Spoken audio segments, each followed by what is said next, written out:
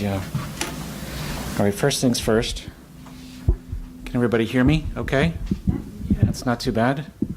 All right. There we go. Well, hi, everybody. I'm pleased to be here today. I'm happy to learn something about your congregation, and thank you for the warm welcome I've received from many of you this morning. And I'm happy to be here also to share some thoughts about the 100-year anniversary of the end of the First World War. Thanks to Janice Daly for the invitation and also making the arrangements for the talk. So as you just heard, I am a historian. I'm currently teaching at Seneca College, and I've been working as a consultant also.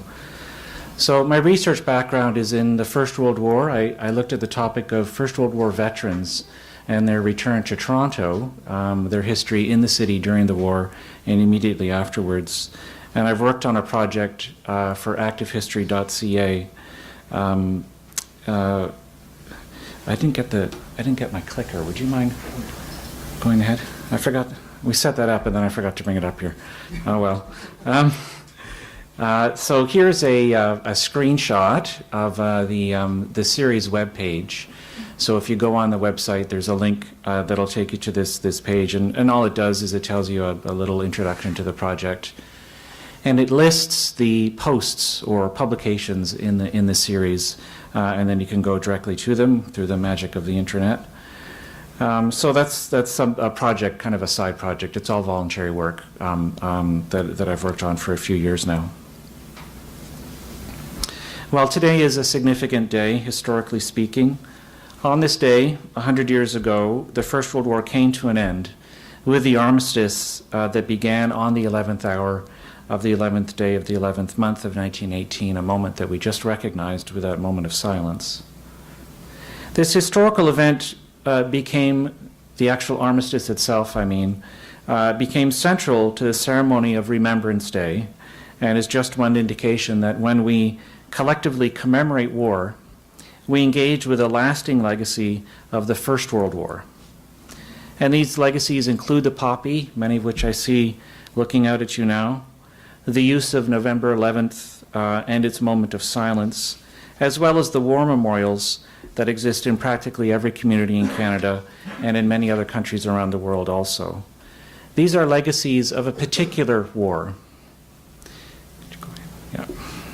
So the images that you see here show Toronto's cenotaph during its unveiling ceremony in 1925, and the same cenotaph in 2014. The ceremonies that occurred on these days were not exactly the same, but they were similar. And many of the symbols that were used in both of these ceremonies, including obviously the cenotaph itself, many of those things are exactly the same. Now, a cenotaph is a symbolic grave site. So for the one for Toronto, it's a symbolic grave site for the city's war dead. A cenotaph then is a particular kind of monument or memorial. And it's a style of monument that was not invented with the First World War, but it was fairly uncommon. It was not a type of monument that was used very often. And it became one as a result of the First World War. So that's an example of what I mean about that particular war creating a legacy of war remembrance in our society and in many other places too. So the First World War shaped our collective tradition of war remembrance because the effects of that war were so profound and because they were unprecedented. A war of this magnitude is not something that Canada had experienced before, or indeed most of the nations of the world, those who had participated in the war.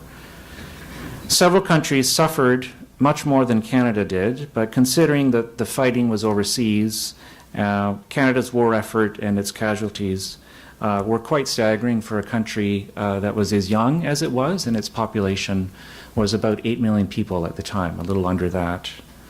So if you consider then that fact, mobilizing 425,000 soldiers for action on the Western Front is a quite considerable feat. There were 200,000 other soldiers who were part of the Canadian Expeditionary Force. They served behind the lines or they were in training when peace came. Out of the 425,000 who made it to the front, 170,000, roughly speaking, were injured or disabled by the end of the war, and more than 60,000 of them were dead. Virtually every community included families who lost sons, fathers, husbands, or brothers, and families whose soldiers did return home usually had friends or relatives whose soldiers did not come back. And so the loss of the war was felt personally in many cases, or else only one step removed in many other cases. In other words, death in that war was on a massive scale. And the personal grief felt on a massive scale became a national priority, an actual matter of policy.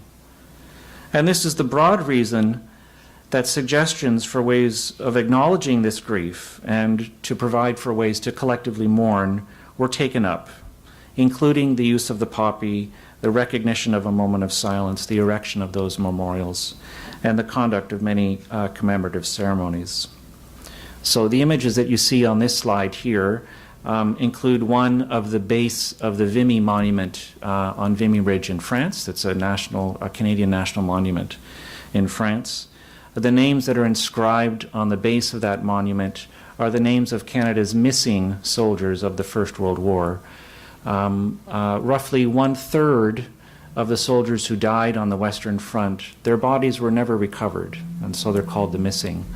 And the reason for that is the nature of the war. It was an industrial war, and so bodies were rendered unrecognizable or simply completely lost.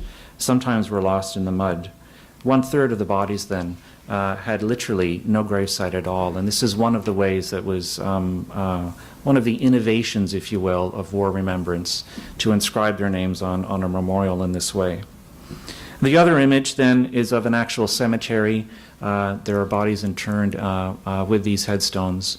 This is a Canadian First World War cemetery. There are many others in France and Belgium for the First and Second World War. The tradition of war remembrance that grew up in the aftermath of the First World War was selective and communitarian. What I mean by that is that this tradition ignored aspects of the war and implied a social consensus when that did not exist. The selectivity of remembrance continues today.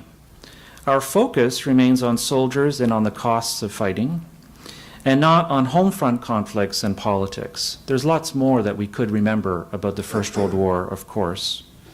So, for example, we do not gather to contemplate the conscription crisis. That's not something that's on our official calendar.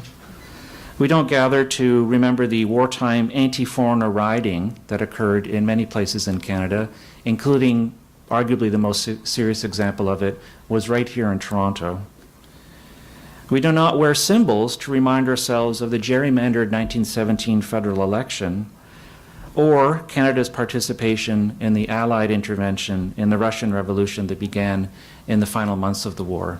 Just as the First World War was reaching a conclusion on the Western Front, another military action was undertaken by the Allies in Russia in an attempt to reverse the course of the Russian Revolution, something which obviously failed. So, my point here is that commemoration is selective and it tends to crystallize meanings that are broadly supported in society. They're not unimportant things, obviously, but they focus on particular things. And these things tend to be things that are important for the present. They're important for the people who are involved in recognizing these issues.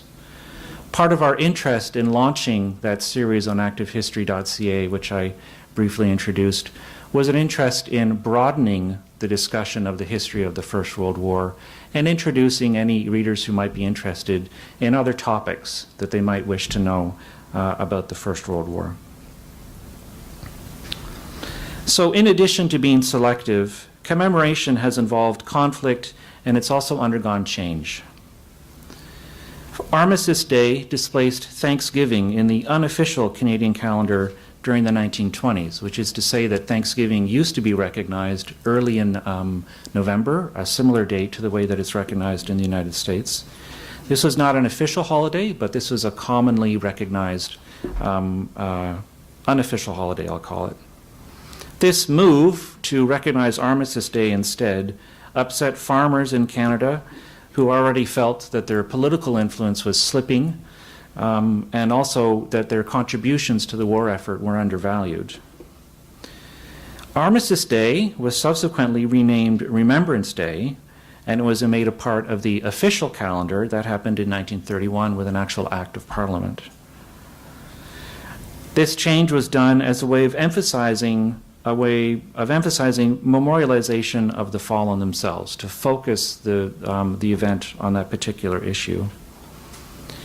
And when the change was made, there were opponents to that move also. They tended to argue that the change de-emphasized the achievement of peace, the maintenance of which, they argued, was of course significant in the past and for the present and would remain so in the future too. There's debate about the meaning of things, of these sorts of things, is my point. And that debate sometimes led to changes in forms and ceremonies. Thank you.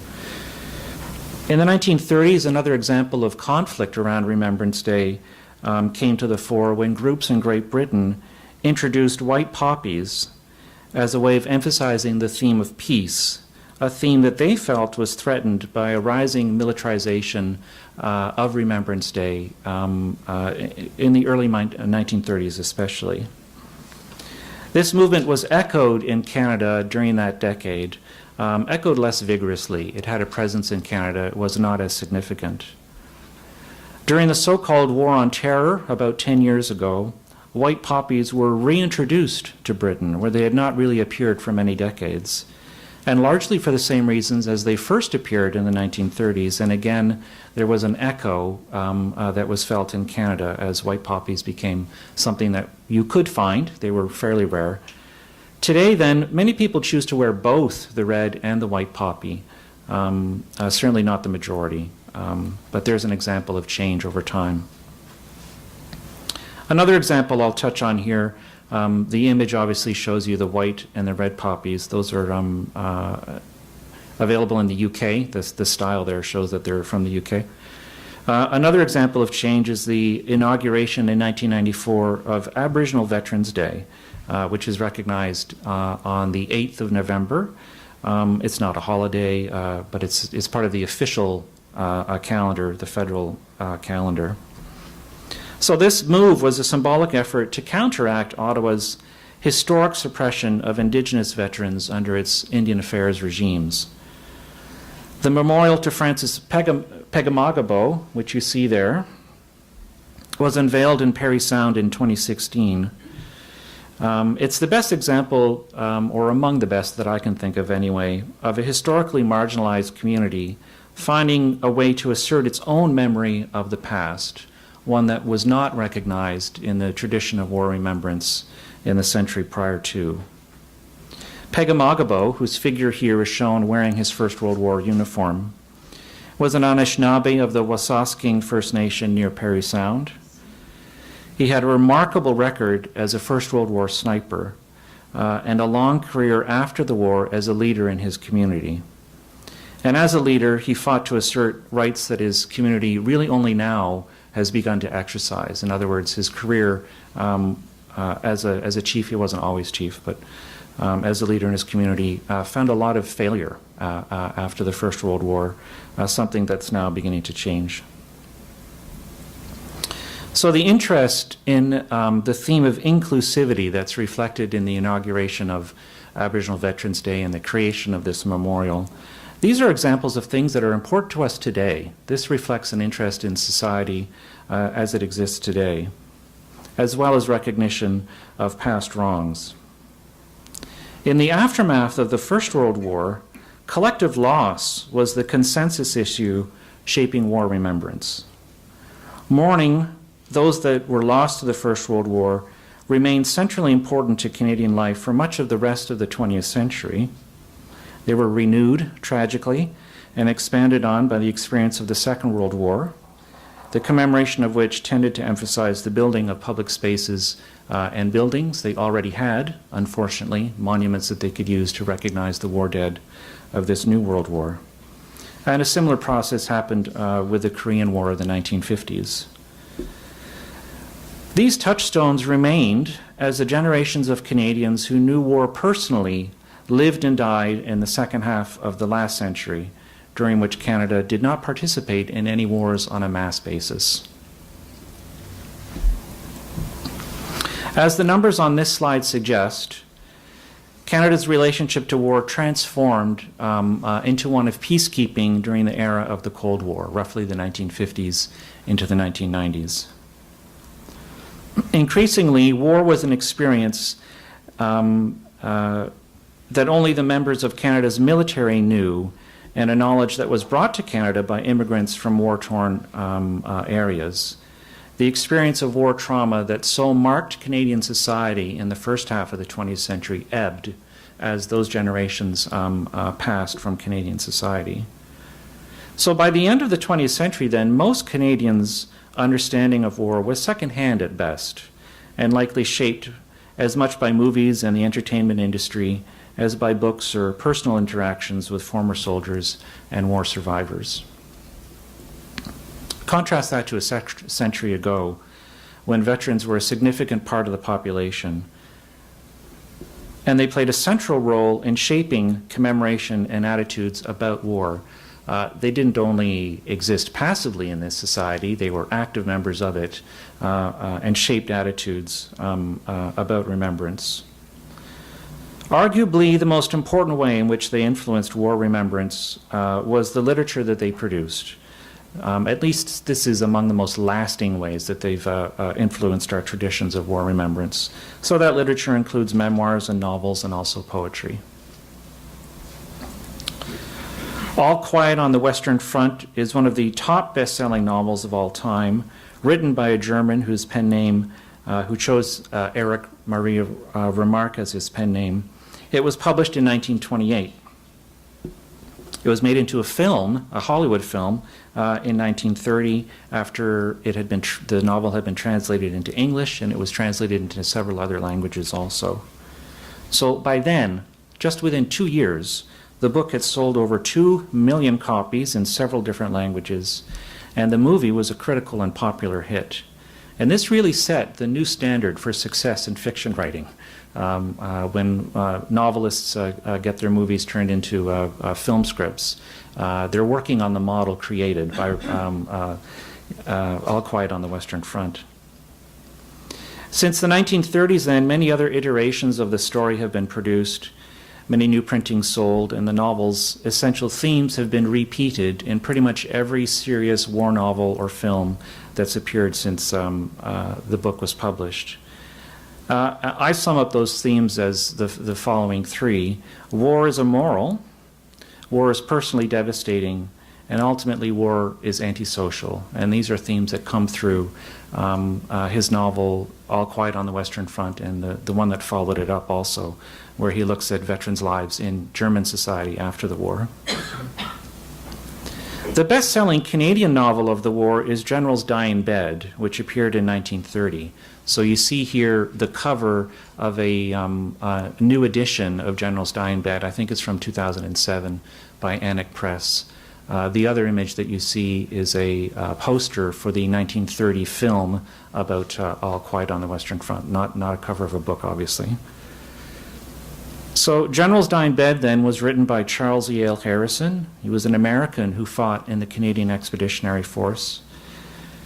And the story also follows an infantry soldier as he survives harrowing service on the front, lives with his comrades there, suffers the indignities of army life, and interacts with civilians just behind the front or on leave in London. And this novel also depicts the protagonist's loss of empathy and sense of self under the stress of war.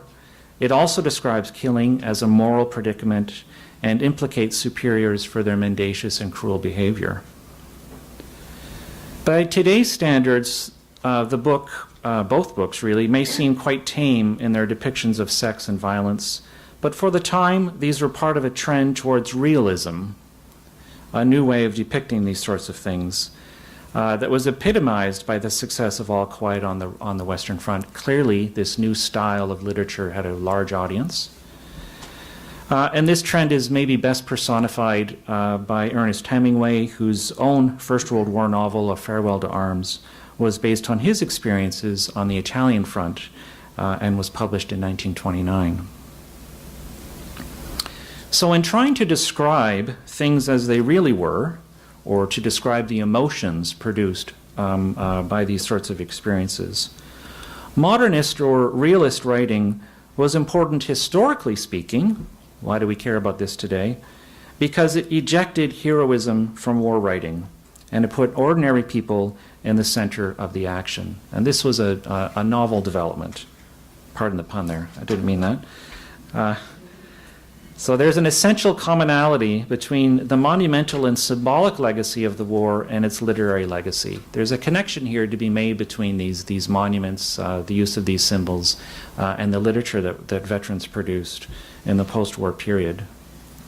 Monuments of all sorts, whether cenotaphs, memorials to the unknown soldier, or the headstones that we can find in Belgium and French war cemeteries. All of these forms provided for equality in death. They gave enlisted men as much recognition as high-ranking officers, and that was a new development in the culture of war remembrance. First World War novels made common soldiers their main characters, not generals. And no dashing young officers last in the stories that veterans wrote about the Western Front. Perhaps gallantry never really lasts in the face of the enemy, but it was a major theme of pre-war literature. That's part of how you sold books, by talking about gallant heroes. Risk takers, as veterans of the First World War knew, risk takers died in the trenches, or else they grew wise and kept their heads down like everybody else did, which might mean that they end up dead anyway, but that was the pattern that they noticed in their experience of war. And that's the reason then that these themes die in First World War literature. They're gone because they had no place in the actual experience of war. Realism was a trend in poetry too, though less easily recognizable because of the nature of the genre. There's an important example of it. Wilfred Owen's Dulce et Decorum Est is a famous English poem about war.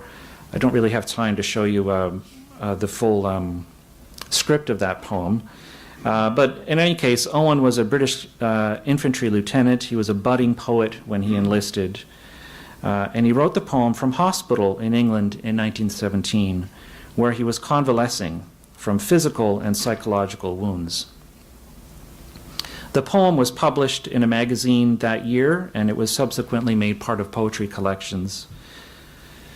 Owen the doctors deemed he was good enough to go, and he was sent back to the front in 1917, which is where he died a week before the end of the war in 1918. There's a picture of him. His poem Dulce et Decorum Est is a classic of English literature and a classic of any kind of war writing. It really should be too. It's beautifully composed, it's direct and vivid. And importantly, the poem bridges that unbridgeable gap between people who actually know war intimately because they've been part of it, and the majority of us who do not. It speaks to civilians. This poem literally speaks to civilians in its concluding lines. And what it tells civilians is what veterans have learned. It says that dying for your country was grotesque and nightmare-inducing, and that society lied to its youth when it declared there was glory in war. If you had experienced it, Owen writes, quote, you would not tell with such high zest to children ardent for some desperate glory the old lie, dulce et decorum est, pro patria mori. Those concluding lines are Latin, and they're from the Roman poet Horace. They're lines of poetry that Owen and his comrades would have been very familiar with, in having grown up in public schools. He was a well-educated individual. Anyway, those lines translated from the Latin read, "It is sweet and fitting to die for one's country." So Owen concludes this famous poem, which includes description of an actual event that he experienced at the front. He concludes it with this line in an ironic fashion. He includes it as a criticism of pro-war sentiment in civilian society. Well, everybody knows Canada's most famous poem about the war. It's In Flanders Fields. It was written by John McCrae, a lieutenant who served as a surgeon at the front for most of the war, a remarkably long career on the Western Front. And he wrote his poem in May of 1915 after working on the wounded of Canada's first battle, or at least their first major battle of the war. So he'd had several days' experience of working on wounded soldiers when he woke up one morning and penned this poem. In Flanders Fields was published in December of that year in a London magazine, and it achieved popularity in a fairly short time. And by 1917, it was being used in war propaganda, to some extent in Britain, but to a very large extent in Canada. How come? Why was it being used in war propaganda? It was being used to promote recruitment, to advertise war bonds, and also to support conscription and the election of a pro-conscription government in 1917. The major reason is the poem's final stanza, which you can read here at the very bottom of the poem.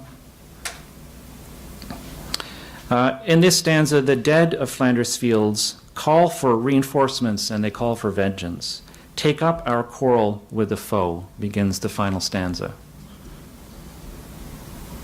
Now, this is not how the poem is typically read when recited in public schools or at Remembrance Day ceremonies.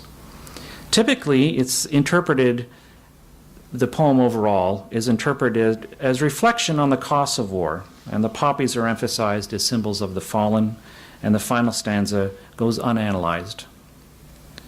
Of course, the poem is about the costs of war, but it's also a frank demand for reinvestment, if you will, in the fight.